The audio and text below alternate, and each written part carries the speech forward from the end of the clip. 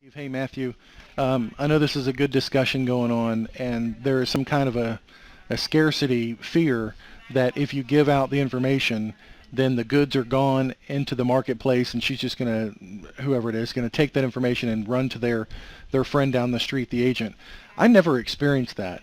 I think it's because the whole premise of my call with them was to calm them down as far as the fear of who they're talking to and to build the trust with them. That was it. I mean, that was the whole purpose. It's not just to jump into a rate and a carrier and save money. It's, we save people from getting ripped off. Many agents are lazy. They don't do their job. They don't put you where you're supposed to be. They don't check on you from time to time. And we're different from that. So you could do two things, I think. One, you could deflect that conversation like Steve's talking about, where you could talk about we only put our clients with really good big name companies. You've heard of them. They're stable. They've been around in the market, and that's all we deal with. So kind of deflect the conversation from exactly what's the name of the carrier to this is how we roll. It's kind of a politician answer. The other thing is I would do a trial close with them, and it's not going to work in every case, but I think it worked a lot in our case. Rick, who was working with me screening the calls, had that happen to him on a few occasions. And I told him to start getting a commitment from them up front and say, look, we've answered all your questions. We've talked about the Part D drug plan, the dental, whatever your questions are about making these decisions, answering all the questions about it. But here's the thing. When I give you this information, it's to help you so that we can have a relationship, so that I can be your agent. And if I have a chance of being your agent, would you let me write the business?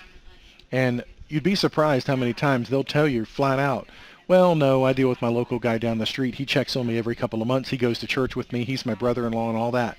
Well, then we're done. We don't need to give you this information because we're not running an information referral service. We are getting new clients that we can actually build a relationship with.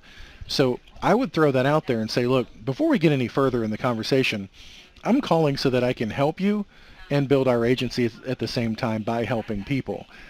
So I just want to ask you an honest question, if I can. What is the likelihood that if I give you this information and I turn you on to the best rate that you should be paying because you obviously have not been kept up by your current agent, could I be your agent on this new case, regardless of who it is? It doesn't matter. I'm independent. I can shop the market for you as I have in this case. The question is, can I be your go-to agent since I delivered this solution to you? And, very small percentage will lie to you. They're going to think about that. Then they're going to make a micro commitment to you. And that commitment is, well, yeah, if I'm going to switch, yeah, I'll give you a shot at my business. And that's when they make the decision.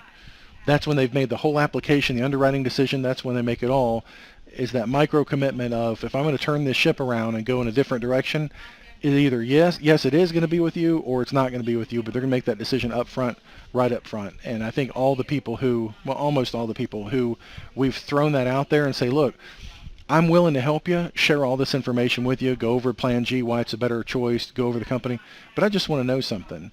If I deliver this solution and I can save you $80 or $100 a month, are you going to dance with the person who brought you to the dance, basically?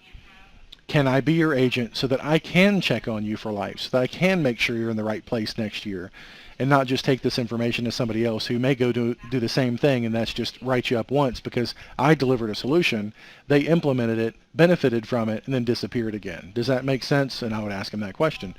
But I would get that micro commitment from them first before going down that road, especially if you hear on the phone that they're asking all this information, but there's no bond happening, there's no bridge going on between you and them. Mike Brooks always said that a bad lead never changes. It's always going to be a bad lead. If the person's a jerk, they're hostile, they don't have time to engage in you, they just tell me which company it is. Just tell me what the company is. Well, no. I'm not an information referral service. We actually are gathering clients by helping people who've been abandoned by their current agent. Now, if I can be your agent, then yes, I'll share with you everything and I'll help you through the process. I can do it all in just a few minutes. That's what I would throw out there.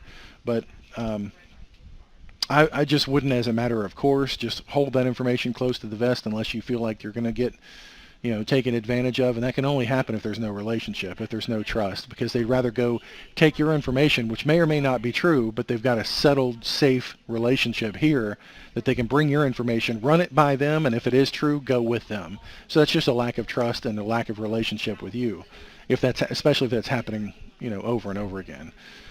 Just my two thoughts. And sorry I didn't see this discussion earlier, Stephen, or I would have put more in there, but now that we've made kind of more of a transition, we're doing a lot more turning 65 stuff. It's all the same exact thing. It's just about trust. They're talking to a lot of different people. They're listening to a lot of different pitches, and all I focus on is the trust. Look, all these companies are the same. They're all going to treat you the same way. The rates are different, yes, but we're looking to build relationships because seniors are confused, they don't know where to go, and they're not being taken care of. That's what we address here.